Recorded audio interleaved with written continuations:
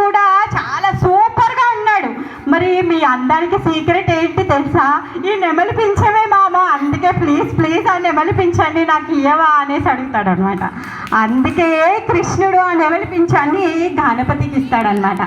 ఏ ముక్కోటి దేవతల్లో కూడా మనం ఏ దేవత కూడా ఈ నెమలి పింఛాన్ని వాళ్ళు అలంకరించుకోగా మనం ఎవరము చూడము, అవునా కదా?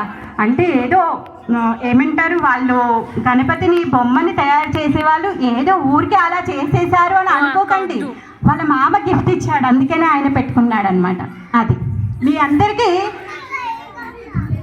అక్కర్లేదు అంటే అంత పెద్ద వినాయకుడికి వాళ్ళు పెట్టలేదు, మర్చిపోయారేమో. ఇక్కడ చిన్న గణపతికి పెట్టారు చూడు కదా.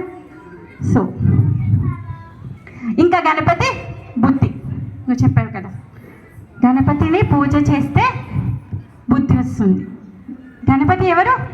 బుద్ధికి అధిష్టాన దేవత. సూర్యుడు ఎవరు? సూర్యుడు మనకి ఏమిస్తున్నాడు? Light, heat.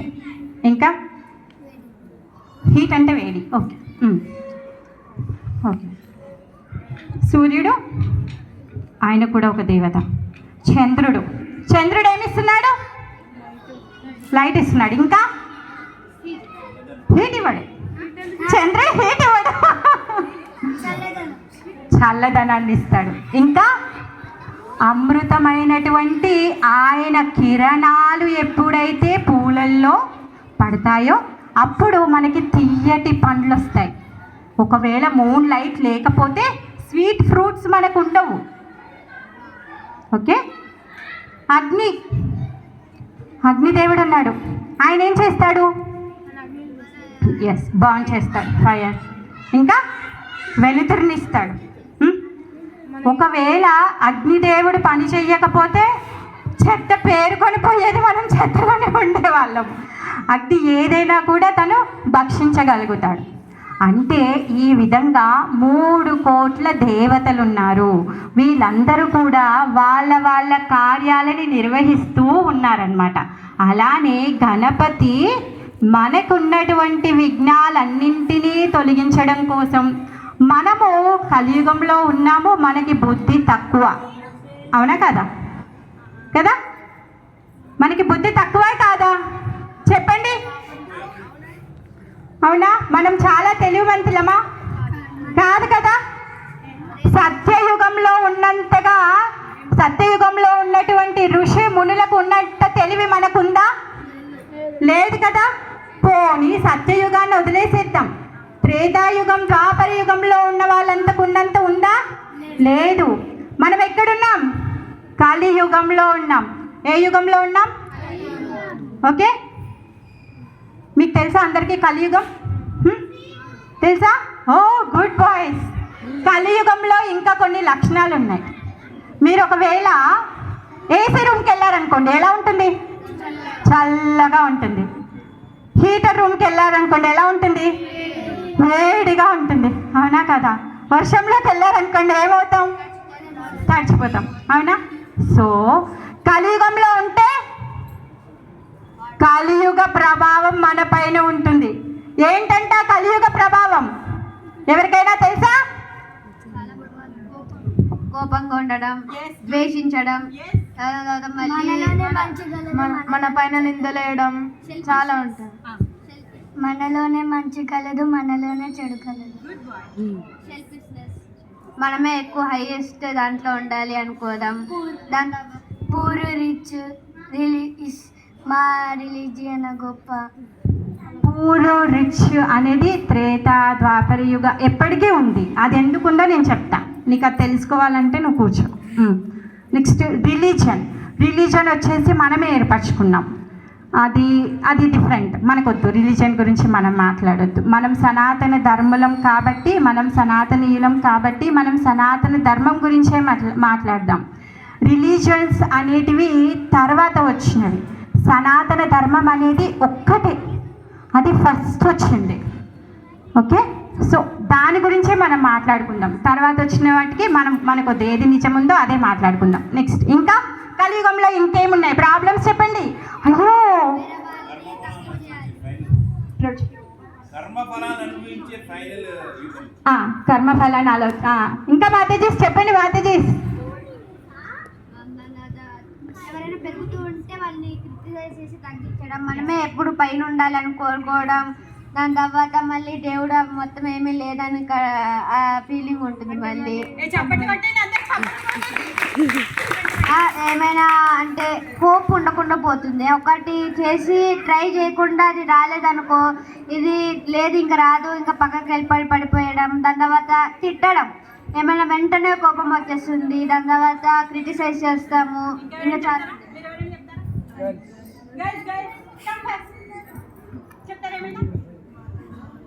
కలియుగంలో ఈ బాబు చెప్పిన అన్ని లక్షణాలు ఉన్నాయి. వాటితో పాటుగా ఇంకేమున్నాయంటే మతి మరుపు ఉందా? అందరికీ అన్నీ గుర్తుకుంటున్నాయా?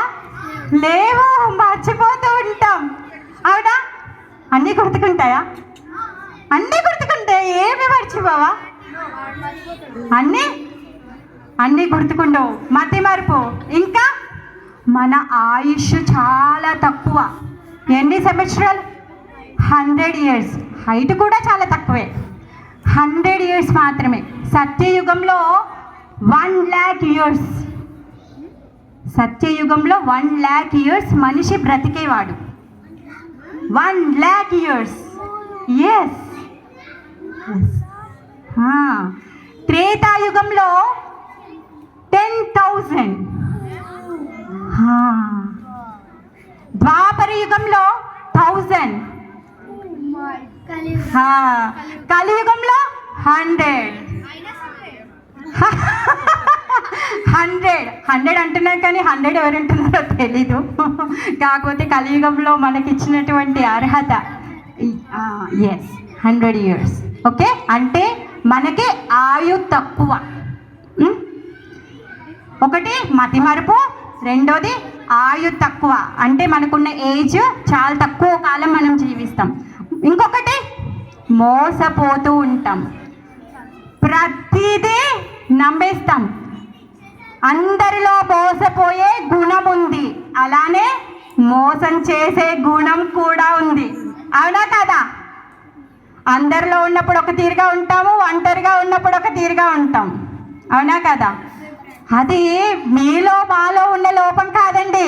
మనం ఉన్నాము అలాంటి రూమ్లో, ఏసీ రూమ్లో ఉంటే చల్లగా ఉంటుంది. ఎలాగో కలియుగంలో ఉన్నాము, ఈ ప్రభావం మన మీద కంపల్సరీ ఉంటుందన్నమాట. సో మరి సత్యయుగంలో ఉన్న వాళ్ళు భగవంతుణ్ణి పొందాలి అంటే తపస్సు చేసేవాళ్ళు. ఏం చేసేవాళ్ళు? ఎక్కడికి వెళ్ళి చేసేవాళ్ళు? అడవికి వెళ్ళి తపస్సు చేసేవాళ్ళు. త్రేతాయుగంలో ఉన్నవాళ్ళు యజ్ఞాలు చేసేవాళ్ళు. ఒక్కొక్క యజ్ఞం అంట 100 సంవత్సరాలు చేసేవాళ్ళంట. ఒక్కరోజు మనం చేసేది 1.5 గంట 2 గంటల యజ్ఞాలు కాదండి, అవి 100 సంవత్సరాలు చేసేటటువంటి యజ్ఞాలు. ఆ యజ్ఞం ఏ విధంగా చేసేవాళ్ళు అంటే, రాజ్యంలో ఉన్నటువంటి ప్రజలందరినీ పిలిచి క్షత్రియులు తగ్గట్టుగా బస ఏర్పరిచి, బ్రాహ్మణులకి తగ్గట్టుగా బస ఏర్పరిచి, తర్వాత వైశ్యులకి తగ్గట్టుగా బస ఏర్పరిచి, బస మీన్స్ అకామినేషన్, స్టే ఇవ్వడం. వాళ్ళని ఇన్వైట్ చేశారు. వాళ్ళని ఇన్వైట్ చేశాక వాళ్ళకి ఫుడ్, తర్వాత వాళ్ళకి రూమ్ ఇవ్వడము, వాళ్ళకి ఏవైతే అవసరాలు ఉన్నాయో అవన్నీ చూసుకోవడం. సో అలానే ఎవరైతే సూత్రులు ఉన్నారంటే సేవకులు ఉన్నారో, సేవకులకి వాళ్ళకి కావాల్సినవిగా వాళ్ళతో. ఇప్పుడు రాజులు వచ్చారనుకోండి, క్షత్రియులు, మీకు కథ నచ్చలేదా? బోరింగ్గా ఉందా? అమ్మాయిలు బోరింగ్గా ఉందా? ఇక్కడ రండి ఇక్కడ రండి, ముందరికి వచ్చేయండి, రండి. సో ఆ విధంగా వాళ్ళు అరేంజ్ చేసేవాళ్ళు అనమాట. ఆ విధంగా 100 years వాళ్ళకి అరేంజ్ చేసి ఆ యజ్ఞాన్ని చేసి, అప్పుడు ఉన్నటువంటి బ్రాహ్మణులు ఎంత స్వచ్ఛంగా ఉండేవాళ్ళు అంటే, వాళ్ళ వాక్కు శుద్ధి, తర్వాత వాళ్ళ మనస్సు శుద్ధిగా ఉండి వాళ్ళు చెప్పేటటువంటి మంత్రానికి దేవతలందరూ వచ్చేవాళ్ళు. వాళ్ళు చేసేటటువంటి యజ్ఞానికి సాక్షాత్ విష్ణు, బ్రహ్మ, శివ వాళ్ళందరూ కూడా వచ్చి వీళ్ళు ఇచ్చేటటువంటి ఏవైతే ఆహుతులు ఉన్నాయో అవన్నింటిని కూడా ఆ ప్రజలందరూ చూస్తూ ఉండగా వాటిని స్వీకరించేవారు. ఇప్పుడు మనం పిలిస్తే గణపతి వస్తాడా? అప్పుడు వాళ్ళు యజ్ఞం చేస్తూ గణపతి మంత్రం చెప్పి ఓ గం గం గణపతాయ నమః అనగానే గణపతి వచ్చేస్తాడు. ఓం నమ శివాయ నమః అనగానే శివుడు వచ్చేస్తాడు. అనగానే శివుడు వచ్చే. ఇప్పుడు కాదబ్బా, త్రేతాయుగంలో. మన దగ్గర అంత ప్యూరిటీ లేదు. మనం మోసం చేసే ప్రవృత్తి ఉంది కదా. మోసం ఎప్పుడైతే మన లోపలికి వచ్చిందో అప్పుడు స్వచ్ఛత తగ్గిపోతుంది అన్నమాట. అందుకే అంత ప్యూర్గా లేం కాబట్టి వాళ్ళు మన ముందుకు రావట్లేదు. అప్పుడు వాళ్ళు మన ముందుకు వస్తే కూడా మనం ఏమనుకుంటామంటే డ్రామా వేసేవాడు వచ్చాడు అనుకుంటాం అన్నమాట. అందుకని రావట్లేదు వాళ్ళు. అవునా కదా? అలానే అనుకుంటామా లేదా? ఎందుకంటే మోసపోతాము, మోసం చేస్తాము. మన లోపల ఆ లోపం ఉంది కాబట్టి దృష్టిలో కూడా లోపం ఉంది. ఏదైతే నిజం ఉందో ఆ నిజాన్ని మన కళ్ళతో చూడలేము. అవునా కదా? ఒప్పుకుంటారా? నిజాన్ని మనం చూడలేము. మరి నిజాన్ని చూడాలి అంటే ఏం చేయాలి? 3 మార్గాలు ఉన్నాయి: సాధు, గురువు, శాస్త్రం. ఈ 3 ఏవైతే ఒప్పుకుంటాయో, సాధువు అదే మాట చెప్పాలి, గురువు అదే మాట చెప్పాలి, ఆ మాట శాస్త్రంలో ఉండాలి. ఇప్పుడు నీ సిలబస్లో ఒక క్వశ్చన్ ఉందనుకో, నా సిలబస్లో వేరే క్వశ్చన్ ఉందనుకో, నేను ఎగ్జామ్ పెడతా నీకు, నువ్వు రాస్తావా? అప్పుడేమంటావు? ఏంటి మేడం, అసలు నాకు ఈ లెసనే లేదు, ఈ ప్రశ్న ఎలా ఇచ్చారని కోట్లాడతావా లేదా? అమ్మని తీసుకొచ్చి నాతో అరిపిస్తావా లేదా? అవునా కదా? అరిపిస్తారు మార్క్స్ తక్కువ వస్తే. అవునా? సో అలా సిలబస్లో లేని ప్రశ్న ఇస్తే పాస్ అవుతామా మనము? మరి అది సిలబస్లో లేదని ఎప్పుడు తెలుస్తుంది? చదివితే కదా తెలిసేది. మరి చదవాలి అంటే ఒక టీచర్ కావాలి, గురువు. మరి ఈ శాస్త్రము ఇంకా ఈ గురువు వీళ్ళిద్దరు కరెక్ట్గా చెప్తున్నారని చెక్ చేసే వాళ్ళు ఎవరు? స్క్వాడ్ ఉంటారు కదా, ఇంకా పెద్ద పోస్ట్, ఆయన సాధువు. ఎవరంట ఆ సాధువు? సకల శాస్త్రాలను చదువుకున్నటువంటి వాడు. నేను ఏదో కషాయం వేసుకొని వచ్చి నేను సాధువునంటే కాదు, సకల శాస్త్ర పారంగతుడు. అతను భగవంతుడంటే ఎవరో తనకి తెలిసి భగవంతుడికి తను శరణాగతి పొంది భగవంతుడి సేవ చేస్తేనే ఆయనకి ఆ లక్షణాలు వస్తాయి, సాధు లక్షణాలు వస్తాయి. ఊరికే డ్రెస్ మార్చుకుంటే సాధు లక్షణాలు రావు. ఊరికే మీకు డ్రెస్ చేంజ్ చేస్తే, మీకు ఇప్పుడు సూపర్ మ్యాన్ డ్రెస్ వేసాను, మీకు స్పైడర్ మ్యాన్ డ్రెస్ వేసాను, మీరు నిజంగా స్పైడర్ మ్యాన్ అయిపోతారా? అయిపోరు కదా. సో అది కూడా అంతే. ఏదైనా కానీ మనం యొక్క సాధన చేస్తేనే అప్పుడు వస్తుంది. అందుకే ఏ విషయమైనా చెక్ చేసుకోవాలి అంటే సాధు, శాస్త్ర, గురువు, ఈ 3 కూడా ఆమోదించాలి. అప్పుడే అది నిజమవుతుంది, లేకపోతే అది నిజం అవ్వదు. దాన్ని మీరు నిజంగా కూడా మీరు ఒప్పుకోవద్దండి. ఎవరొచ్చి కూడా మీ దగ్గరికి ఎవరైనా వచ్చి నేను స్వామిని, నాకు పూజ చేయండి, నాకు మాలలు వేయండి, మీరు మీ కానుకల్ని నాకు అర్పియండి అన్నారనుకోండి, మీరు అప్పుడు అడగాలి, మీ గురించి ఎవరు చెప్పారు? ఏ శాస్త్రంలో రాసి ఉంది? ఏ టైంలో మీరు ఆవిర్భవిస్తారు? ఒకవేళ మీ దగ్గర అంత శక్తి ఉంటే ఏం చేస్తారు? ఎస్, విఘ్నేశ్వరుడు తను ఏం చేశాడు? విశ్వాన్ని 3 సార్లు చుట్టేశాడు. విశ్వాన్ని అంతా 3 సార్లు చుడతారేమో అడిగేసేయండి. అవునా కదా? కృష్ణుడు గోవర్ధన పర్వతాన్ని ఎత్తేసాడు, ఎత్తుతాడేమో అడగండి. కనీసం మొబైల్ ఫోన్ కూడా ఎత్తలేము 7 రోజులు. చేయి నొప్పి వచ్చేస్తుంది. మొత్తం చేయితో కూడా పట్టుకోలేము, చిటికనేల మీద ఎత్తడం కాదు. సో ఆ విధంగా మనం ఈ కలియుగంలో ఉన్నటువంటి ఏవైతే ఈ లోపాలు ఉన్నాయో అవన్నీ మన మీద ఉన్నాయి. ఇన్ని లోపాలతో సంతోషంగా ఉంటామా? హ్యాపీ అందరూ? అందరికీ ఎవరికి ప్రాబ్లమ్స్ లేవండి? చేతులు ఎత్తండి. ఎవరికి కష్టాలు లేకుండా ఉన్నారా? Good girl.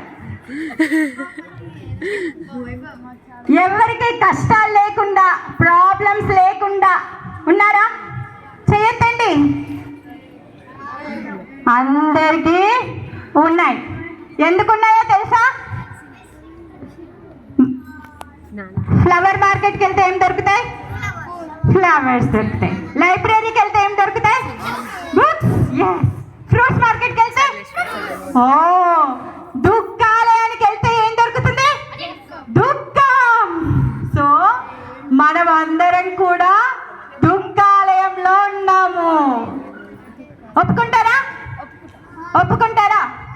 ఎస్, పాపం వీళ్ళకి హోంవర్క్లు, తర్వాత పొద్దున్నే లేచి స్కూల్కి వెళ్ళే బాధలు, బుక్స్ బ్యాగ్స్ మొయ్యాలి కదా.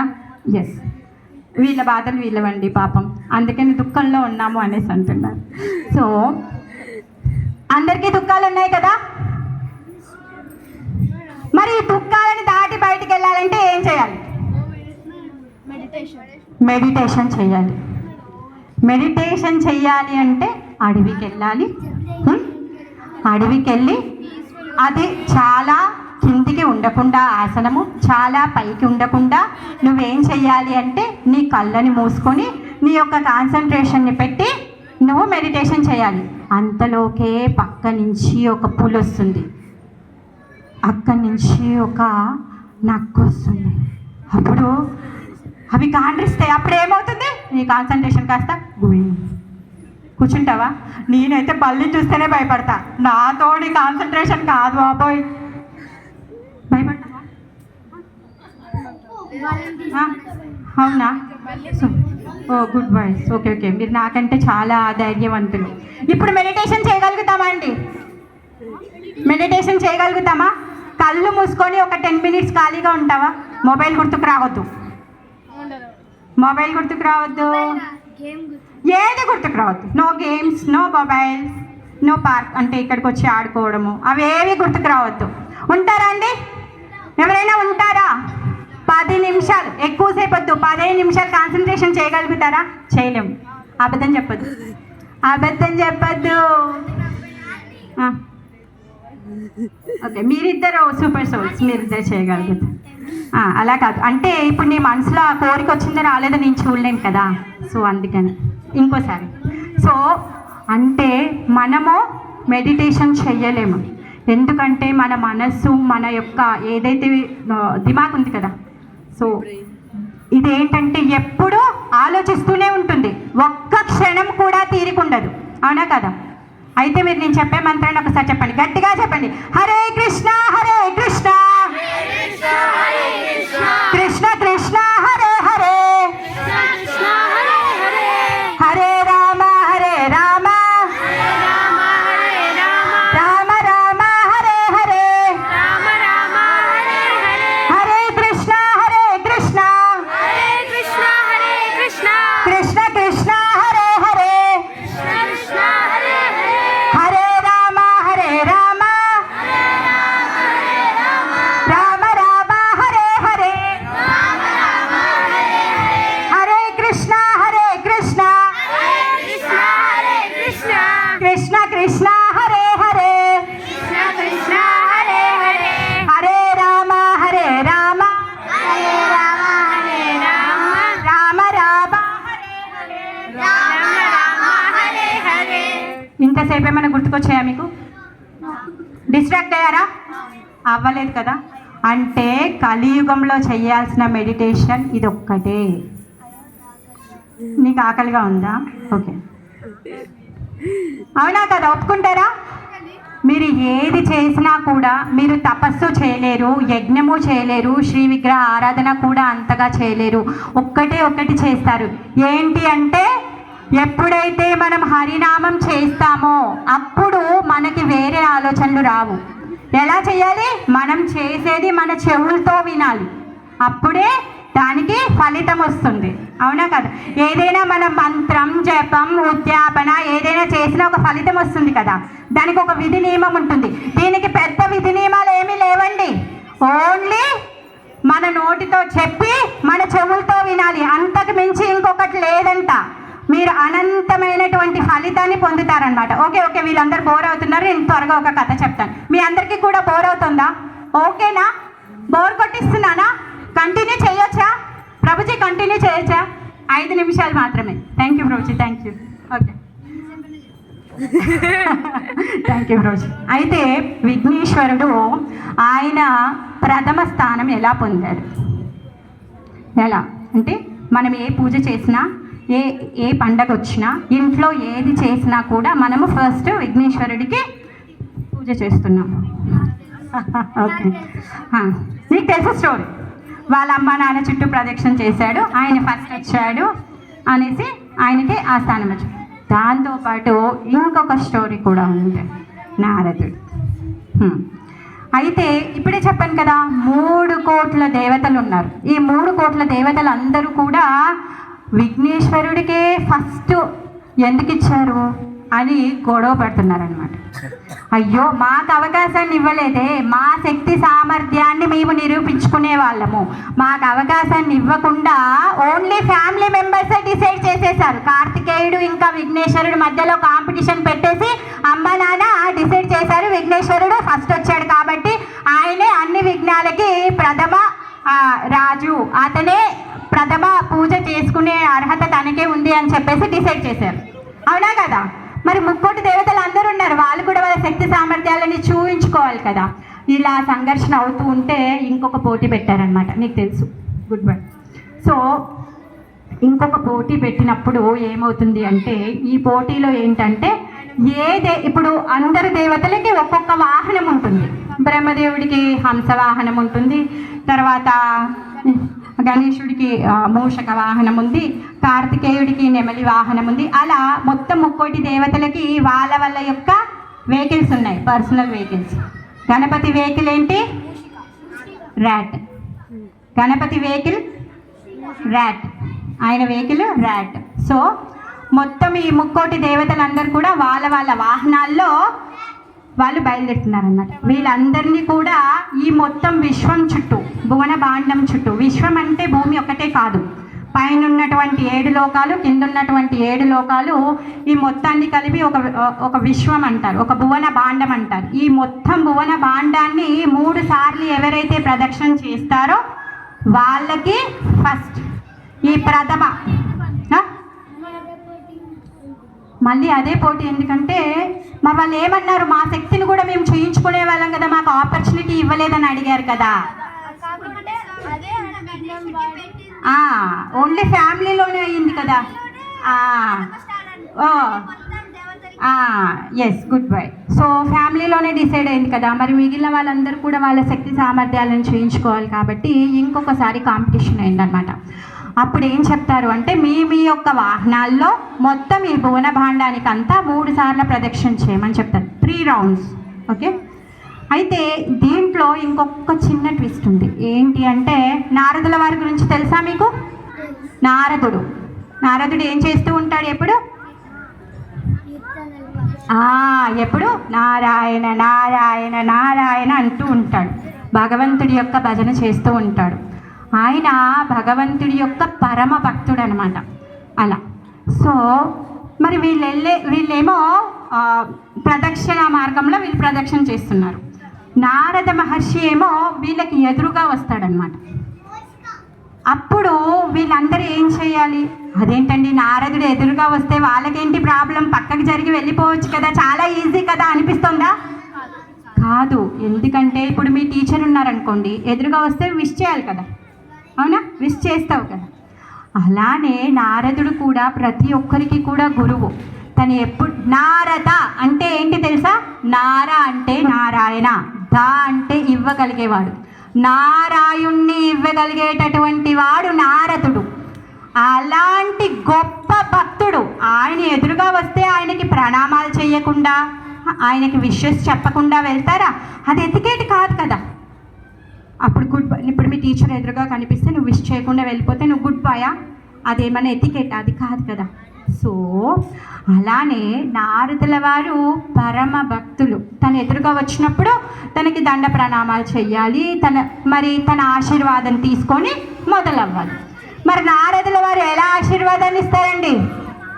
ఎలా ఇస్తారు నారదుల వారు ఆశీర్వాదాన్ని? నారాయణ నారాయణ అంటూ ఏం చేస్తారు? భగవంతుడి యొక్క గుణగణాలని చెప్తాడు, భగవంతుడి యొక్క లీలలని చెప్తాడు తను. మరి ఆయన భగవంతుడి యొక్క లీలని చెప్పేటప్పుడు ఆయన టైం చూసుకోరండి. ప్రభు చేసి 5 minutes అన్నట్టుగా అక్కడ 5 లేదు ప్రభు, జస్ట్ ఉంటే జోక్ చేస్తున్నారు. అంటే 5 నిమిషాలు 10 నిమిషాలు సమయం చూసుకోరండి నారాయణుల వారు. ఆయన ఎంత దానిలో మునిగిపోయారు అంటే భగవంతుడి యొక్క కథని చెప్తూ తనని తను మర్చిపోతారు. ఎక్కడున్నారు, ఏం చేస్తున్నారు తనకి ఏమీ గుర్తుండదు. మనం ఒక్కసారి హరే కృష్ణ మహామంత్రం చెప్తేనే మనం ఇప్పుడు ఏవి గుర్తుకు రాకుండా మనము భగవంతుడి యొక్క నామం పట్ల మనం చెవులతో విన్నప్పుడు మన యొక్క శ్రద్ధను మీరు ఇప్పుడు గమనించారు, అవునా కాదా? అలాంటిది మరి భగవంతుడి యొక్క దివ్య గుణాలను పాడేటటువంటి నారదుల వారు ఆయన స్థితి చాలా అద్భుతంగా ఉంటుందన్నమాట. అంటే ఏమంటారు, ఆయన శరీరంలో కంపనం రావచ్చు, ఏడవచ్చు, తను ఎలా అయినా అవ్వచ్చు, ఆయన పరవశించిపోతాడు, పరవశంలో ఉంటాడనమాట. మరి ఇప్పుడు నారదుల వారు వచ్చి భగవంతుడి కథ చెప్తే ఆయన ఎప్పుడు దీవించి పంపిస్తారు, ఎప్పుడు వీళ్ళు గెలుస్తారు వాళ్ళ పోటీలో, అవునా కదా? అలా చూస్తే నారదుల వారు ఎదురుగా వస్తున్నారంటే ఇప్పుడు ఆయనకి దండ ప్రణామాలు చేయకుండా వెళ్తేనేమో అపరాధం అయిపోతుంది, అఫెన్స్ అయిపోతుంది కదా, టీచర్ కనిపిస్తే విష్ చేయకపోతే. సో ఆ విధంగా మీరు ఇప్పుడు నారదుల వారికి మనము ఒబేసెన్స్ చేయకుండా ఆయనకి ప్రణామాలు చెప్పకుండా వెళ్తే అపరాధం అయిపోతుంది. అప్పుడు కొంతమంది దేవతలు అందరూ అనుకుంటారంట, పర్వాలేదులే మన నారదుల వారే కదా, తర్వాత వెళ్ళి కాళ్ళ మీద పడిపోదాంలే, క్షమించేస్తాడు, అందుకని ఆయనని చూసి చూడనట్టుగా ఊరికి ఇలా తల ఇలా పెట్టుకొని పరుగు తీసుకుంటూ వెళ్ళిపోదాము. ఫస్ట్ వెళ్ళామనుకో ఫస్ట్ పొజిషన్ వస్తుంది, ప్రథమ పూజను అందుకునే ఆపర్చునిటీ వస్తుంది. అలాంటి ఆపర్చునిటీని మిస్ అవ్వడం ఎవరికి ఇష్టం ఉంటుంది, అవునా కదా? మనం చిన్న చిన్న ఎలక్షన్స్లోనే ప్రతి ఒక్కరు గెలవాలి అని అనుకుంటాం. మరి ఇప్పుడు మొత్తము 3,000,000 దేవతల్లో ప్రథమ పూజను అందుకునేటటువంటి పరమ భాగ్యాన్ని, ఆ అవకాశాన్ని ఎవరూ వదులుకోవాలనుకోవట్లేదు. అందుకు కానీ వాళ్ళు ఏమనుకుంటున్నారంటే సరే సరే ఈసారికి నారదుల వారిని చూసి చూడనట్టుగా ఇలా పెట్టుకొని వెళ్ళిపోదాము అనేసి అనుకుంటున్నారనమాట. వాళ్ళు అలానే చూసి చూడనట్టుగా వెళ్ళిపోతున్నారు. నారదుల వారు ఇలా వస్తున్నారు, వీళ్ళందరూ ఇలా ప్రదక్షిణ చేస్తున్నారు. అయితే గణపతి తెలుసు కదా, ఆయన పెద్ద శరీరం, అవునా కదా, బరువుగా ఉంటారు. ఆయన వాహనమేమో చిన్నగా ఉంటుంది. తర్వాత ఎలుక యొక్క స్వభావం ఏంటి, తను ఏమీ నేరుగా వెళ్ళదు, అటు ఇటు డిస్ట్రాక్షన్లో ఉంటుంది, తను కుదుటగా ఉండదు, పరుగు తీస్తూ ఉంటుంది. దాంట్లో తను త్వరగా ముందుకు వెళ్ళలేకపోతున్నాడు. మరి ఏం చేయాలి, ఎలక ఊరికి అటు ఇటు పోతుంది అని చెప్పేసి ఎలుకను వదిలేశాడు. గణపతి ఎలుకను వదిలేశాడు. పాపం తను పరుగు తీయడానికి ప్రయత్నిస్తున్నాడు, చాలా పెద్ద శరీరం కదా. మోదక్స్ తిని చాలా మంచి బొజ్జ కూడా వచ్చింది గణపయ్యకి. అందుకే బొజ్జ గణపయ్యకి చాయ్ కదా, మనము ఆయనకు జయకారం చెప్పేటప్పుడు బొజ్జ గణపయ్య అని కూడా అంటాం కదా. సో ఆయన పరుగు తీస్తున్నాడు, కానీ అలసిపోతున్నాడు, చెమటలు పడుతున్నాయి, అలసిపోతున్నాడు, ఏం చేయాలో తెలియట్లేదు. వేరే వాళ్ళందరూ కూడా చాలా వాళ్ళ వాహనాల మీద పరుగు తీస్తున్నారు. తర్వాత ఎదురుగా నారదుల వారు వస్తారు.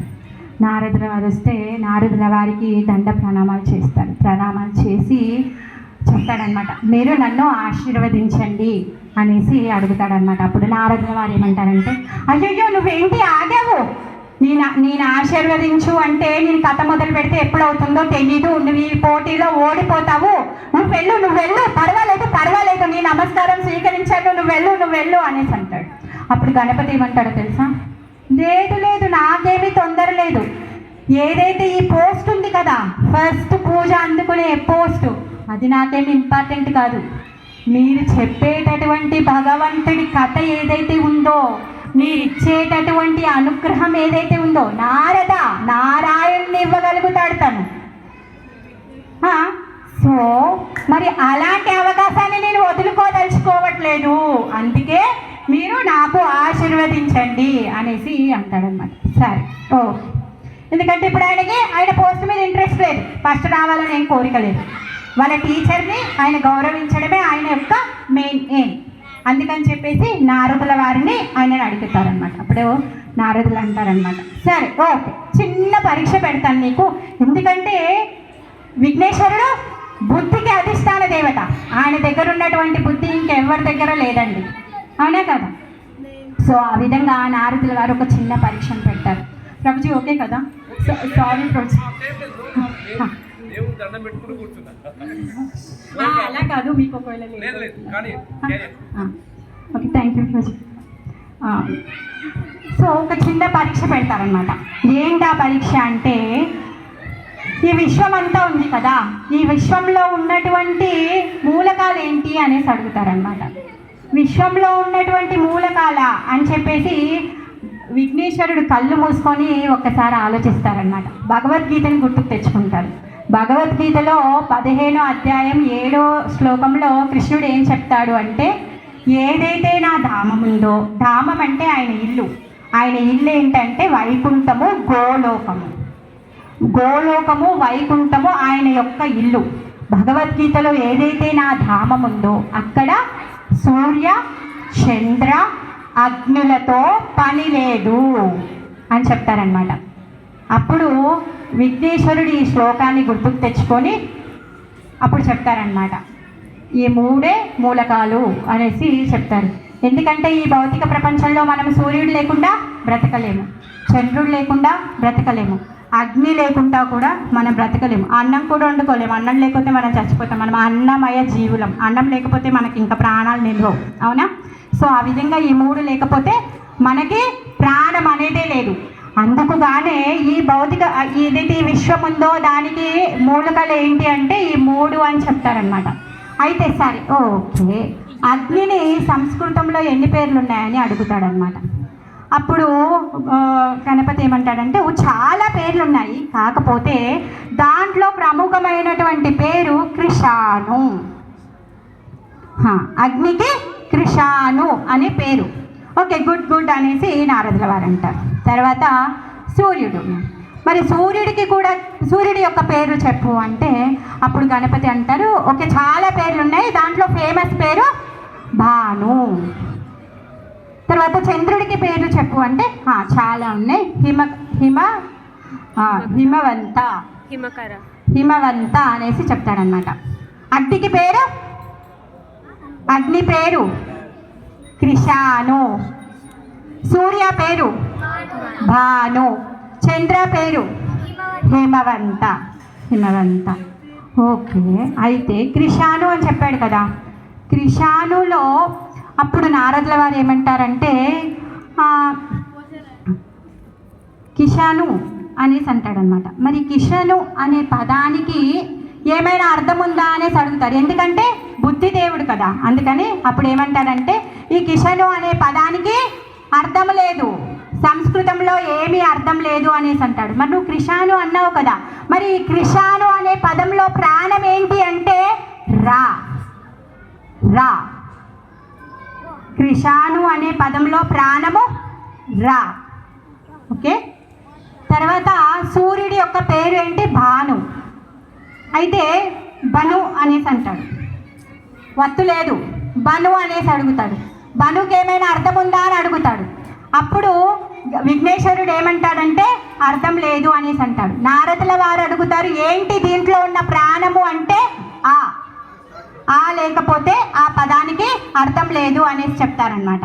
అలానే చంద్రుడు హిమవంత. అయితే హివంత అనేసి అంటాడనమాట. మరి ఈ పదానికి ప్రాణం ఏంటి మా. ఏమైంది ఫస్ట్ రా ఆ బా, ఏమైంది రామా. సో రామాతోనే మొత్తం విశ్వం ఉంది, అవునా కదా? సో అందుకని అప్పుడు నారదుల వారు ఏమంటారు అంటే నువ్వు రాముడి కంట రాముడికి రాముడి యొక్క పేరుకి భేదం లేదంట. రాముడి నామానికి రాముడికి భేదం లేదు. ఒప్పుకుంటారు అందరూ? ఒప్పుకుంటారు కదా? శాస్త్రం చెప్తుంది, నేను చెప్పట్లేదు, అవునా కాదా? సో నారదుల వారు ఏమంటారంటే నువ్వు ఆ రామనామాన్ని అక్కడ రాసి రామనామానికి 3 ప్రదక్షిణలు చెయ్యి, నువ్వు గెలిచిపోతావు అని చెప్తాడనమాట. ఆ విధంగా రామనామం యొక్క 3 ప్రదక్షిణలతో విఘ్నేశ్వరుడు మళ్ళీ ఇంకోసారి గెలుచుకుంటాడనమాట. జై బలో గణపతి మహారాజకి జై. రామనామమే ఉత్తమమైంది, అందుకే వాళ్ళంతా ఆనందంగా ఉన్నారు. శివుడి చేతిలో అక్షమాల ఉంటుంది, రుద్రాక్షమాల. చూసారా? శివుడి చేతిలో రుద్రాక్షమాల ఉంటుంది, తెలుసు కదా? మరి ఏం చేస్తూ ఉంటాడు తను? ఏం జపం చేస్తాడు? రామనామాన్ని జపం చేస్తూ ఉంటాడు. మీ అందరికీ తెలుసు, కాశీకి వెళ్ళి చనిపోయేటప్పుడు శివుడు వచ్చి చెవులో రామనామం చెప్తాడని, అవునా కదా? ఒప్పుకుంటారా? అవునా? సో వాళ్ళ నాన్న కూడా రామనామం జపం చేస్తున్నాడు, కొడుకు కూడా రామనామం జపం చేస్తున్నాడు. పార్వతి స్వయంగా కృష్ణుడి యొక్క చెల్లెలు. ఆమె అన్న అంటే ఎంత ఇష్టం అంటే అన్న ఏ విధంగా కదిలితే తను ఆ విధంగా నడుచుకుంటుంది. నీడలాగా నువ్వు ఇప్పుడు ఎలా కదిలితే మీ నీడ ఎలా అయితే కదులుతుందో ఆ విధంగా వాళ్ళ చెల్లి నడుచుకుంటుంది అలా అన్నకి అనుసారంగా. సో ఛాయేవ యస్య భువనాని బిభర్తి దుర్గా. సో మన ఛాయ ఏ విధంగా కదులుతుంది మనకు అనుకూలంగా, అదేవిధంగా ఈ పార్వతీదేవి కూడా కృష్ణుడి యొక్క ఛాయ వాళ్ళన్న ఏ విధంగా కదిలితే ఆ విధంగా కదులుతుంది. మరి వాళ్ళు ముగ్గురు చేసే నామం ఏంటి? రామనామం. అందుకే మనం చెయ్యాలి హరే కృష్ణ మహామంత్రం. హరే కృష్ణ కృష్ణ హరే కృష్ణ కృష్ణ కృష్ణ హరే హరే హరే రామ రామ రామ హరే హరే. ఈ మంత్రాన్ని 108 సార్లు చేస్తే ఒక్క మాల జపం అవుతుంది. ఈ మంత్రం జపం చేయడానికి మీకు కేవలం 7 నిమిషాలు మాత్రమే సమయం పడుతుంది. మీరందరూ దయచేసి విఘ్నేశ్వరుడికి ప్రీతి కలిగించే విధంగా, శివుడికి ప్రీతి కలిగించే విధంగా, పార్వతీ అమ్మకి ప్రీతి కలిగించే విధంగా ఈ యొక్క మంత్ర జపాన్ని రోజు ఒక్క మాల జపం చేయండి. ఆ ఒక్క మాల జపంతో మీకు తెలియనన్నటువంటి ఆశీర్వాదాలను మీరు పొందుతారు. మీరు ఊహించలేరు.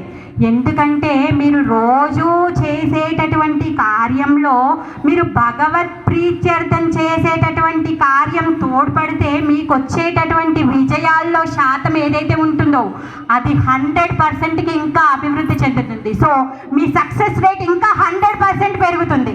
సో హరే కృష్ణ. అందరికీ ధన్యవాదాలు. ఇంతసేపు ఓపికగా విన్నందుకు, ప్రభుజీ మాకు ఈ అవకాశాన్ని కల్పించినందుకు మీ అందరికీ కూడా నా పాదాభివందనాలు. మీ అందరికంటే నేను చిన్నదాన్ని. నేనేమైనా అంటే భాషలో కానీ అలా ఏమైనా తప్పుగా చెప్తే మీరందరూ నన్ను క్షమించండి. ఇంకా మీ అందరు కూడా నాకు ఆశీర్వాదాన్ని ఇవ్వండి. ఇక్కడ మా 2 అమ్మాయిలు ఉన్నారు. సో మా అందరికీ కూడా మీ అందరూ ఆశీర్వదించండి. హరే కృష్ణ హరే కృష్ణ. అమ్మ నేనేం లేదు, తన్మయత్వంలో చూసుకుంటూ నమస్కారం చేస్తున్నా తప్ప మీ టైం గురించి కాదు. ఇక్కడ రమ్మన్నదే మాకు ప్రవచనం కొరకు.